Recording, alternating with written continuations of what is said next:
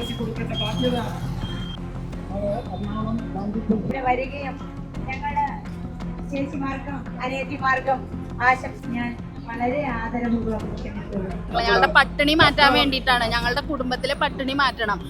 ഇവർ ഉദ്ദേശിക്കുന്നത് ഈ സമരം ഇവരുടെ അവസ്ഥ കണ്ടിട്ട് നമ്മൾക്ക് വീട്ടിലിരിക്കാൻ പറ്റുന്നില്ല. അതുകൊണ്ട് മാത്രം നമ്മൾ ഇടയ്ക്കിടയ്ക്ക് ഇങ്ങോട്ട് വരുന്നതാണ്. ഞങ്ങൾ ഞങ്ങളുടെ ആവശ്യങ്ങൾ നേടിയെടുക്കുന്നത് വരെ ഇന്നേക്ക് 5-ാം ദിവസമായി നിങ്ങൾ ഈ നിരാഹാര സമരം തുടങ്ങിയിട്ട്. അപ്പോൾ അതിൽ എന്തെങ്കിലും ഫലം ഉണ്ടായിട്ടുണ്ടോ? എന്തെങ്കിലും ഫലം ഉണ്ടായോ എന്ന് ചോദിച്ചാൽ പ്രത്യക്ഷത്തിൽ ഇപ്പോൾ ഒന്നും ഫലമായിട്ട് കാണുന്നില്ല. പക്ഷെ ഞങ്ങൾക്ക് ഒത്തിരി വിഷമമുണ്ട്. കാരണം നമ്മുടെ ബഹുമാനപ്പെട്ട ആരോഗ്യമന്ത്രിയും പിന്നെ ഈ ന്യൂസ് ചാനലിലൊക്കെ കാണുന്ന നമ്മുടെ അരുൺകുമാറും ഒക്കെ പറയുന്നത് കേൾക്കുമ്പോൾ ഭയങ്കര വിഷമമുണ്ട്. അതുപോലെ മറ്റു നേതാക്കൾക്കും പറയുന്നത് കേൾക്കുമ്പോൾ അവർ പറയുന്നത് നിങ്ങൾക്ക് തൊഴിലുറപ്പിന് വേണമെങ്കിൽ പോകാം, മറ്റ് ജോലികൾക്ക് പോകാമെന്നാണ്. പക്ഷെ ഞങ്ങളാണെങ്കിൽ ഈ ചെയ്യുന്ന ജോലി 24 മണിക്കൂറും എന്നുള്ള ഒരു രീതിയിലാണ് ഞങ്ങൾ ചെയ്തുകൊണ്ടിരിക്കുന്നത്. ഞങ്ങൾക്ക് ഓരോ ദിവസവും ഓരോ മാസവും ആരംഭിക്കുന്നതിന് മുമ്പ് തന്നെ ഞങ്ങൾ ഒരു അഡ്വാൻസ് ടൂർ പ്രോഗ്രാം ആ അടുത്ത വരുന്ന മാസത്തേക്കുള്ള ലിസ്റ്റ് എല്ലാം ഓരോ ദിവസത്തെയും ടൈം ടേബിൾ തയ്യാറാക്കി ലിസ്റ്റാക്കി ഞങ്ങൾ ഹോസ്പിറ്റലിൽ കൊടുത്തിട്ടാണ് ഞങ്ങൾ ചെയ്യുന്നത്. അത് സൈൻ വാങ്ങിക്കുന്നുമുണ്ട്. അത് കഴിഞ്ഞിട്ട് ഞങ്ങൾക്ക് ഓരോ ദിവസവും വെൽവുമൺ ക്ലിനിക്കിൽ ആളിനെ കണ്ടെത്തണം, NCD ക്ലിനിക്ക്, പിന്നെ അതുപോലെ വൾണറബിൾ വിസിറ്റ്, പാലിയേറ്റീവ് വിസിറ്റ്, പിന്നെ എന്തെങ്കിലും പകർച്ചവ്യാധികൾ വരികയാണെങ്കിൽ അതിൻ്റെ പുറകെ ഫീവർ കേസ് റിപ്പോർട്ട് ചെയ്ത് അതിനെ ഫോളോ അപ്പ് ചെയ്യുക. പിന്നെ അത് കഴിഞ്ഞിട്ട് അവിടെ ഒരു ഡെങ്കുവോ ലെപ്റ്റോയോ എന്തെങ്കിലും വരികയാണെങ്കിൽ ഞങ്ങൾ അവരുടെ വീടുകളിൽ പോവുകയും ഞങ്ങളുടെ മുകളിലോട്ടുള്ള ഞങ്ങൾ JPHും JHയെ അറിയിച്ച് അവരുമായിട്ട് ടീം വർക്ക് ഞങ്ങൾ പിന്നെ ആ ഏരിയയിൽ 50 വീട്, പിന്നെ ക്ലോറിനേഷൻ, പിന്നെ സോഷ്യൽ ആക്ഷൻ അതെല്ലാം ഉണ്ട്. ഒരു ദിവസം പോലും മാറി നിൽക്കാൻ പറ്റാത്ത രീതിയിലുള്ള ജോലിയുണ്ട്. പിന്നെ ഗർഭിണികളുടെ സന്ദർശനം, കിടപ്പിലായവരുടെ സന്ദർശനം, പിന്നെ ഒറ്റയ്ക്ക് താമസിക്കുന്നവരുടെ സന്ദർശനം, അങ്ങനെ പല രീതിയിലുള്ള സന്ദർശനമുണ്ട്. ഒരു ദിവസം പോലും ഞങ്ങൾക്ക് എൻഗേജ്ഡ് ആയിട്ടില്ല. ഞങ്ങൾക്ക് ഒരു ദിവസം പോലും ഞങ്ങൾക്ക് മാറി നിൽക്കാൻ പറ്റാത്ത അവസ്ഥയാണ്. പിന്നെ എന്ത് രീതിയിലാണ് ഇങ്ങനെ പറയുന്നതെന്ന് അറിയത്തില്ല. പിന്നെ ഞങ്ങൾക്ക് മറ്റു ജോലിക്ക് പോകാം, തൊഴിലുറപ്പിന് പോകാം. പക്ഷേ ഈ നമ്മുടെ ബഹുമാനപ്പെട്ട മന്ത്രി അറിയുന്നില്ലേ തൊഴിലുറപ്പിൻ്റെയും ആശമാരുടെയും ഡ്യൂട്ടികൾ എങ്ങനെയാണെന്ന്? എന്ന് വെച്ചാൽ തൊഴിലുറപ്പിന് പോയി കഴിഞ്ഞാൽ അവർക്ക് രാവിലെ ജോലിക്ക് കയറുമ്പോൾ 9 മണിക്ക് ഫോട്ടോ എടുക്കുകയും പിന്നെ ഉച്ചയ്ക്ക് ഫോട്ടോ എടുക്കുകയും വൈകുന്നേരം ഫോട്ടോ എടുക്കുകയും ഫുൾ ടൈം അവിടെ ഇരിക്കുകയും വേണം. അതുപോലെ നമ്മുടെ ആശമാരുടെ ജോലി അത് നമുക്ക് ഒരു നേരം പോലെ ഉച്ചവരെയോ മാറി നിൽക്കാൻ പറ്റാത്ത ജോലിയാണ്. OP ഡ്യൂട്ടി, പിന്നെ കുത്തിവയ്പ്പ് ഡ്യൂട്ടി, ഇങ്ങനെ പല ഡ്യൂട്ടികളുണ്ട്. ഇതൊക്കെ ഞങ്ങൾ OP ഡ്യൂട്ടിയൊക്കെ ഫുൾ ടൈമാണ്. അങ്ങനെ നിൽക്കുന്ന ഞങ്ങൾക്ക് എപ്പോഴാണ് തൊഴിലുറപ്പിന് പോകാനൊരു സമയം? ഞങ്ങളുടെ ബഹുമാനപ്പെട്ട മന്ത്രി പറഞ്ഞു തന്നാൽ വലിയ ഉപകാരമായിരുന്നു.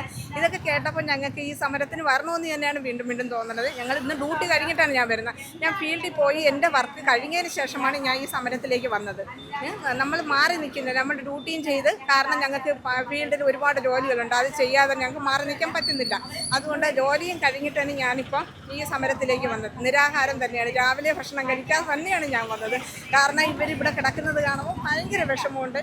ഞങ്ങൾക്ക് അവർക്ക് സപ്പോർട്ട് കൊടുക്കണമെന്നുള്ള ഒരേ മനസ്സോടുകൂടി തന്നെയാണ് ഞങ്ങൾ ഭക്ഷണം കഴിക്കാതെ വന്നിരിക്കുന്നത്. അപ്പോൾ ഇത് തുടരണം, ഈ നിരാഹാരം മുന്നോട്ട് തുടരണം എന്ന് തന്നെയാണ് നിങ്ങളുടെ തീരുമാനം? നിരാഹാരം തുടരണം എന്ന് വെച്ചാൽ എന്തെങ്കിലും വിജയം കാണണം. ഇത്രയും നാളുകൊണ്ട് ഞങ്ങൾ 43 ദിവസം കഴിഞ്ഞില്ലേ ഇവിടെ, 5 ദിവസമാകും നിരാഹാരം. എന്തെങ്കിലും ഞങ്ങളുടെ ബഹുമാനപ്പെട്ട മന്ത്രി ഞങ്ങൾക്ക് ഒരു വിജയം ഉണ്ടാകുന്നത് വരെ ഞങ്ങളിത് ചെയ്യും. കാരണം എന്തെങ്കിലും ഒരു അനുകൂലമായ ഒരു ചർച്ചയും അതുപോലെ എന്തെങ്കിലും ഒരു ഈ പിരിഞ്ഞു പോകുന്നവർക്കുള്ള ആനുകൂല്യം അങ്ങനെയൊക്കെ വരുന്നില്ലേ, അത് പിന്നെ ഓണറേറിയം കൂട്ടുക.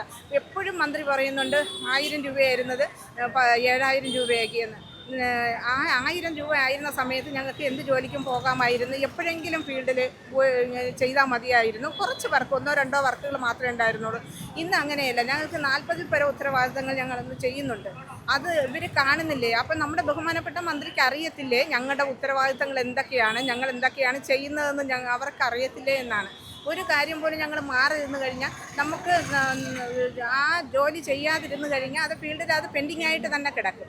അത് അവരെന്തുകൊണ്ട് അറിയുന്നില്ല? അവർ തന്നെയാണല്ലോ ഞങ്ങൾക്ക് സർക്കുലർ തരുന്നത്. ആ സർക്കുലർ അനുസരിച്ചാണല്ലോ ഞങ്ങൾ ജോലി ചെയ്യുന്നത്. പിന്നെ എന്തുകൊണ്ട് അവരത് കാണുന്നില്ല എന്നതാണ് ഞങ്ങൾക്ക് വിഷമം. പറയാനുള്ളത് എന്താണെന്ന് വെച്ചാൽ നമ്മൾ പറയുന്ന നമ്മൾ ഈ സർക്കാർ പറയുന്നത് നമ്മളെ ഐഡന്റിറ്റി ഇല്ല, നമ്മളല്ല ആശാ വർക്കർമാരാണ്. ഈ പറയുന്ന സർക്കാരിന് എന്തുകൊണ്ട് നമ്മുടെ ഐഡന്റിറ്റി കാർഡ് പരിശോധിച്ചുകൂടാ, നമ്പർ നോക്കിക്കൂടാ? അവർ പിന്നെ എങ്ങനെ അവർ ഈ തരുന്ന തുച്ഛമായ വരുമാനം ഞങ്ങൾക്ക് എങ്ങനെ ഇടുന്നു?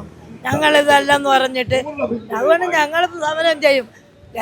സംസ്ഥാന സർക്കാർ ചെയ്യേണ്ട കാര്യം സംസ്ഥാന സർക്കാർ ചെയ്യുക, കേന്ദ്ര സർക്കാർ ചെയ്യേണ്ട കാര്യങ്ങൾ കേന്ദ്ര സർക്കാർ ചെയ്യുക. അല്ലാതെ അങ്ങോട്ടും ഇങ്ങോട്ടും വഴിചാരി ഇങ്ങനെ ഇരുന്നിട്ട് ഒരു കാര്യമില്ല. ഞങ്ങൾ ഞങ്ങളുടെ ആവശ്യങ്ങൾ നേടിയെടുക്കുന്നത് വരെ ഞങ്ങൾ ഉപവാസ സമരമായാലും നിരാകാരമായാലും സമരവും ചെയ്യും. അത് തന്നെയാണ്. അങ്ങോട്ടും ഇങ്ങോട്ടും പറഞ്ഞിട്ട് ഒരു കാര്യമില്ല.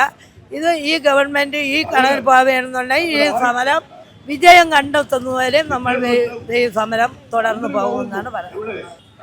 ഞങ്ങളുടെ ഈ സമരം 43 ദിവസമായി. ഞങ്ങൾ ഇപ്പോൾ ശരിക്കും ഞങ്ങൾക്ക് ബാങ്ക് ബാലൻസ് കൂട്ടാനോ അല്ലാതെ ഞങ്ങളുടെ വേറെ സമ്പാദിക്കാനോ ഒന്നല്ല ഞങ്ങൾ വന്നേക്കണം. ഞങ്ങളുടെ പട്ടിണി മാറ്റാൻ വേണ്ടിയിട്ടാണ്. ഞങ്ങളുടെ കുടുംബത്തിലെ പട്ടിണി മാറ്റണം.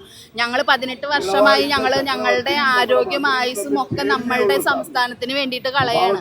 അപ്പോൾ നമ്മുടെ സംസ്ഥാനത്തിനോട് തന്നെ ഞങ്ങൾക്ക് ചോദിക്കാൻ പറ്റുള്ളൂ. കേന്ദ്രത്തിൻ്റെ പൈസ ആയാലും കേരളത്തിൻ്റെ പൈസ ആയാലും കൂട്ടുന്നത് ഇവർ വേണം നമ്മൾക്ക് മേടിച്ചു തരാൻ. ഞങ്ങൾക്ക് ഇപ്പൊ കേന്ദ്രത്തിൽ പോയി പൈസ കൂട്ടി തരാൻ ചോദിക്കേണ്ട ഇതല്ല. നമ്മൾക്ക് ഞങ്ങളുടെ ആവശ്യങ്ങൾ പറയാനായിട്ടാണ് കേരള സർക്കാർ. അപ്പൊ നമ്മൾ ഈ കേരള സർക്കാരിന് വേണ്ടിയിട്ട് നമ്മൾ ജോലി ചെയ്യുമ്പോൾ നമ്മൾ ശരിക്കും ഞങ്ങളുടെ എല്ലാ ആവശ്യങ്ങളും അവരാണ് പരിഗണിക്കേണ്ടത്.